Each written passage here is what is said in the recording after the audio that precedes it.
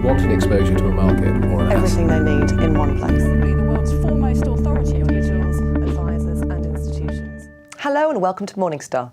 I'm Emma Wall, and here with me today is Omar Nagel, manager of the JP Morgan Global Emerging Markets Income Trust, to give me his 3 stock tips. Hello, Omar. Hello. So what's your first stock? My first stock is called Delta Electronics. It's a Taiwanese technology company.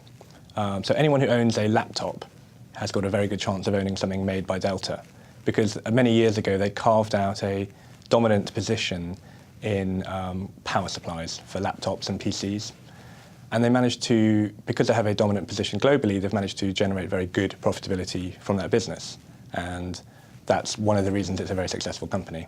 And what's it yielding at the moment? It's a 4% yield company, so it really fits into our core kind of holding because it's a 4% yield, which is good, higher than the market, but it's also generating decent growth going forwards. And what's the risk with that stock? Well, the risk is that it has been related to the PC sector, and there's a structural problem in the PC sector. But what I really like about this company is the management of the company realised this a few years ago and have successfully diversified into other areas. So now it's competing, for example, in China, in industrial automation, machinery, with the likes of Siemens. And again, it's doing that very successfully. So it's developed new growth areas for the future. And what's your second stock? My second stock is it's called Bidvest. It's a company in South Africa. And this is a very good example of a high dividend growth company. So this is a lower yield than the previous stock, so it's 3% yield. But I think the growth of dividends going forward will be pretty positive. And that growth offers a bit of inflation hedge then, doesn't it? Well, something you definitely need in South Africa. So this is a diversified industrial company. It operates over a wide, broad range of areas, but one very good example is the food services industry. It's got a very good position here. All it's doing is simply delivering on a wholesale basis food and ingredients to companies like hotels and restaurants. It's the kind of business where if you build a good network, if you have economies of scale, you can be very profitable. And Bidvest has done that very successfully. I mean, that delivering of services, I know there has been some unrest in Africa.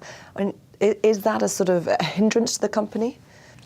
One thing this company prides itself on is its labour relations. It's actually, if you look at the track record of the management, it's very, very good compared to some other examples in terms of that, the interaction between the company and the workforce. So from that point of view, I don't really have any issues.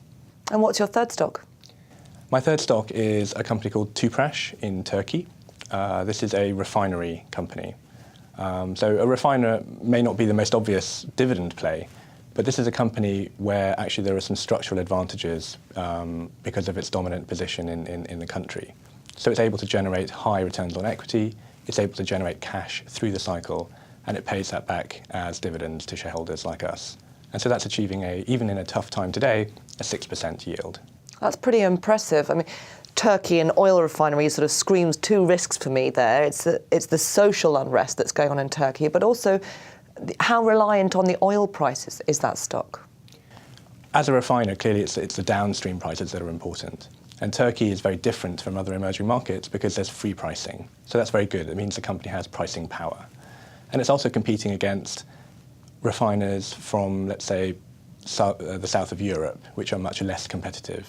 So it's these advantages in terms of the operations which really add to the attractiveness of the company. And Turkey's political situation doesn't affect this stock? We don't think that's a major issue for this company. It's a dollarized business, effectively. It's run by a very good management team. It's owned by the Koch Group, where we have a good view on corporate governance. So a positive view there. Omar, thank you very much. Thank you. This is Emma Wall, Morningstar. Thank you for watching.